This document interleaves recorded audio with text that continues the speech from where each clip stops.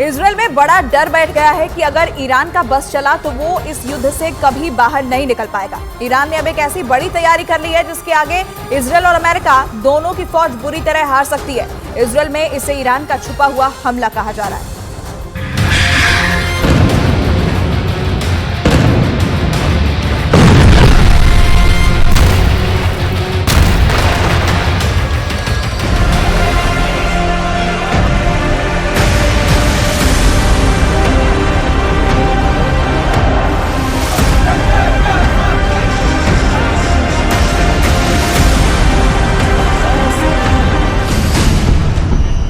Iran का ऐलान, Israel का विनाश शुरू।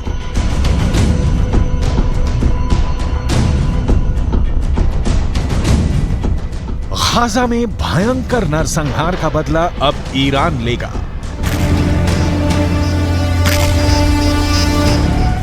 ईरान के सुप्रीम लीडर अली खामनेई ने ऐलान कर दिया है कि भले ही हमास और इजरायल के बीच सीज फायर हो गया हो, लेकिन ईरान गाजा में गिराए गए एक एक इजरायली बम का खूनी बदला जरूर लेगा। ईरान ने यहां तक धमकी दी है कि वो इजरायल और अमेरिका को किसी भी कीमत पर नहीं बख्शेगा और अब इजरायल पर भीषण हमले शुरू हो चुके हैं।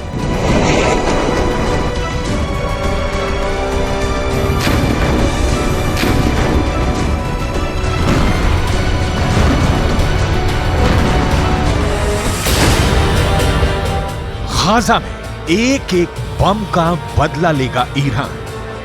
हम आपको आगे बताएंगे कि ईरान इजरायल पर किस तरह से घातक हमले शुरू कर रहा है और अभी ईरान हिजबुल्लाह हूथी के लड़ाकों के साथ मिलकर इजरायल पर किस तरह से हमले तेज कर रहा है। लेकिन उससे पहले ये जान लीजिए कि इजरायली सेना ने सीज फायर के दौरान पिछले 48 घंटे में गाजा और वेस्ट बैंक में कितनी भीषण तबाही मचाई है और हमास को कितना बड़ा नुकसान हुआ है।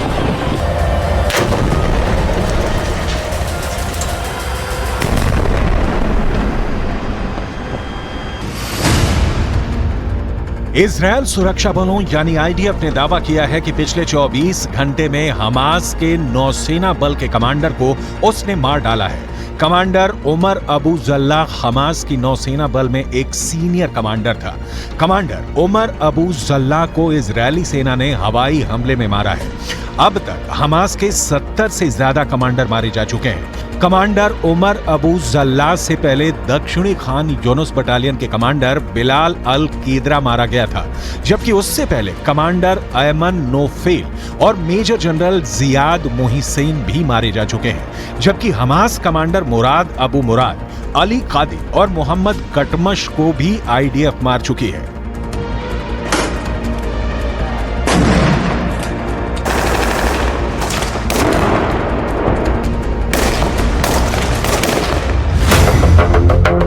इजरायल को नहीं बचा पाएगा सीज फायर। अब सवाल उठता है कि आखिर इजरायल के सामने ऐसी क्या मजबूरी हुई कि उसे हमास के साथ 4 दिन का सीज फायर करना पड़ा। ईरानी सेना के दावों के मुताबिक गाजा सिटी में इजरायली सेना को भी भारी नुकसान हुआ है। ईरान का यहां तक दावा है कि भले इजरायल अपने 70 सैनिकों के मरने का दावा करे, लेकिन हकीकत में इजरायल के 10 से 20 गुना सैनिक गाजा सिटी में सीधी जंग में मारे जा चुके हैं। इसीलिए ईरान के सुप्रीम लीडर अली खामनेई 4 दिन के सीज फायर शुरू होने के साथ ही ऐलान कर दिया था कि गाजा में गिराए गए एक एक इजरायली बम का बदला लिया जाएगा।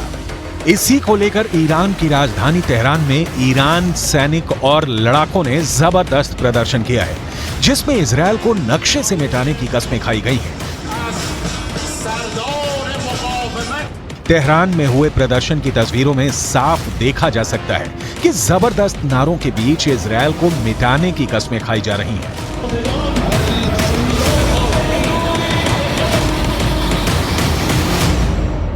در نجات مردم فلسطین اقدام تعیین کننده‌ای را انجام دهد بر ناامیدی ملت‌ها از دولت‌ها و بی‌تابی آنها در دفاع از فلسطین افزوده می‌شود. ईरान का ऐलान, इजरायल का विनाश शुरू। पश्चिमी मीडिया के मुताबिक नेतन्याहू के लाख चेतावनी देने के बावजूद ईरान बंकरों में छिपे अपने घातक हथियारों से इजरायल पर बड़े हमले की तैयारी कर चुका है। एक अनुमान के मुताबिक इजरायल पर हमला करने के लिए ईरान ने शाहिद सीरीज के आत्मघाती ड्रोन तैयार कर चुका है। इसके अलावा मुहाजिर 10, अराश 2 ड्रोन भी ईरान के बेहद घातक हथियार हैं, जो इजरायली शहरों को तबाह कर सकते हैं।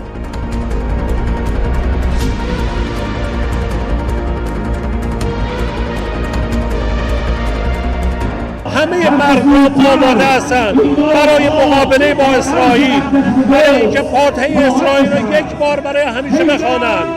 امیدواریم براشون عبرتی باشه، دست از شرارت ها برداره.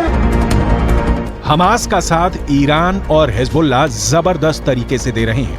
इजरायल भी जानता है कि ईरान के 5.75 लाख सैनिकों से जंग करना जरा भी आसान नहीं है। इजरायल के पास सिर्फ 1.73 लाख सैनिक है। इजरायल की 4.65 लाख के रिजर्व फोर्स को जोड़कर भी इजरायल ईरान के आसपास नहीं टिकता है। अब ऐसे हालात के बीच इजरायल का ये कहना है कि वो पूरे मिडिल ईस्ट में कहीं भी कभी भी बमबारी कर सकता है। ये दावा वाकई हैरान करने वाला है। כך חנה קציר היקרה, ששבה היום הביתה, לאחר שארגוני הטרור טענו שהרגו אותה לפני מספר ימים. לכן, יש להסתמך על דיווחים של גורמים רשמיים בלבד. בעזה, בשעות הבוקר, כוחות צה"ל נערכו בקווי ההפוגה בשטח רצועת עזה. המפקדים תודרכו והכינו את הכוחות להתנהלות במהלך ההפוגה. ביטחון הלוחמים שלנו लेकिन ये भी सच है कि गाजा पट्टी को 60% तक इजरायल तबाह कर चुका है। इधर 1.5 महीने से ज्यादा की जंग में लगभग 15,000 से ज्यादा लोग गाजा में मारे जा चुके हैं। लगभग 3,000 लोग अभी भी कब्रिस्तान बन चुके उत्तरी गाजा की इमारतों में दफन हैं। लगभग 50 दिन की जंग में इजरायली वायुसेना ने 35,000 से ज्यादा बम उत्तरी गाजा, दक्षिणी गाजा और वेस्ट बैंक पर बरसाए हैं। 70 से ज्यादा हमास के कमांडर मारे जा चुके हैं। इजरायली फोर्स ने हमास के इस्लामिक जिहाद परिषद के मुख्यालय, कमांड सेंटर, सैन्य परिसर, दर्जनों launcher pad, anti tank post और वॉच टावर को मलबे में बदल दिया। इस दौरान फिलिस्तीनी इस्लामिक जिहाद आतंकवादी संगठन के सैन्य मुख्यालय को भी नष्ट कर दिया गया। इसके अलावा आईडीएफ ने हमास के कई बुनियादी ढांचे को भी बर्बाद कर दिया। इधर हमास के टॉप कमांडर इस्माइल हानिया ईरान के साथ मिलकर इजरायल से लंबे युद्ध की जबरदस्त तैयारी कर रहे हैं। जरा इन तस्वीरों को देखिए। हमास के नेता और टॉप कमांडर इस्माइल हानिया ईरान के विदेश मंत्री हुसैन अमीर अब्दुल्लाहियान के बीच एक जबरदस्त मीटिंग हो चुकी है। दावा किया जा रहा है कि कतर की राजधानी दोहा में हुई इस मीटिंग में ईरान ने हमास की लीडरशिप को साफ कर दिया है कि ईरान इजरायल के खिलाफ जंग में उतर चुका है। अब ईरान की बेतहाशा सैन्य ताकत हमास की ताकत बन गई है।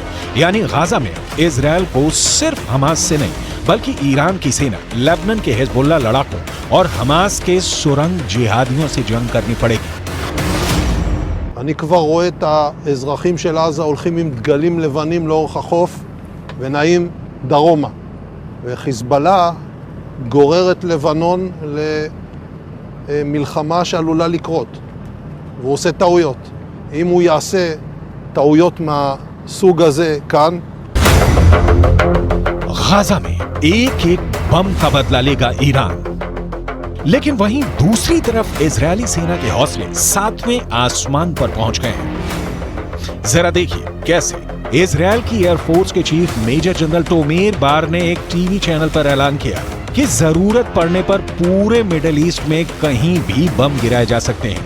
इजरायली वायुसेना प्रमुख की ओर से आए इस बयान को खास तौर से ईरान और हिजबुल्लाह के लिए चेतावनी की तरह देखा जा रहा है। इजरायल की वायुसेना चीफ ने कहा है कि हम हमास पर चौतरफा हमले कर रहे हैं, उसको जमीन पर और जमीन के नीचे मार रहे हैं।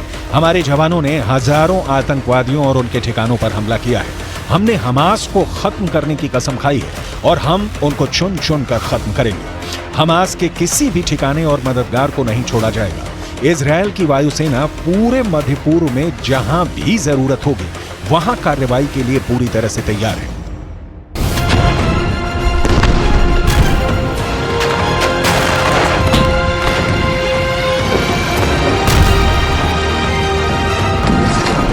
אנחנו חודש כבר במלחמה, פוגעים מאוד מאוד קשה בחמאס, פוגעים בהנהגה של חמאס, פוגעים במפקדים, פוגעים במחבלים, הורסים לחמאס את התשתיות בעזה, ואנחנו גם כל הזמן במוכנות לאזורים אחרים.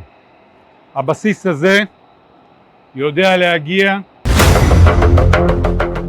हमास की मौजूदा सैन्य क्षमता को देखें तो उसके पास ज्यादातर ईरान के दिए हथियार हैं। इजरायल पर मौजूदा हमले में फज्र 3 और फज्र 5 रॉकेट का इस्तेमाल किया जा रहा है। ये दोनों ही सतह से सतह पर मार करने वाली मिसाइलें हैं। इनमें से फज्र 3 43 किलोमीटर तक वार कर सकती है, जबकि फज्र 5 75 किलोमीटर तक तबाही मचाती है। ईरान से हमास को छोटी दूरी तक मार करने वाले रॉकेटों का जखीरा भी मिला है। इसके अलावा हमास हथगोलों और विस्फोटकों का जमकर इस्तेमाल कर रहा है। आरपीजी से सबसे ज्यादा हमले सुरंगों से हमास इजरायली सेना पर कर रहा है। विस्फोटक बेल्ट का भी इस्तेमाल हमास के लड़ाके आईडीएफ के खिलाफ जमकर कर रहे हैं, जबकि एंटी टैंक मिसाइलें हमास का अचूक हथियार इस वक्त साबित हो रही हैं। कुल मिलाकर ईरान गाजा में इजरायल से खूनी बदले लेना शुरू कर चुका है। अब देखना होगा इजरायल एक साथ हमास, हिजबुल्लाह और ईरान को हमले का जवाब कैसे देगा और सीज फायर के बाद ईरान इजरायल पर किस तरह के घातक हमले करेगा।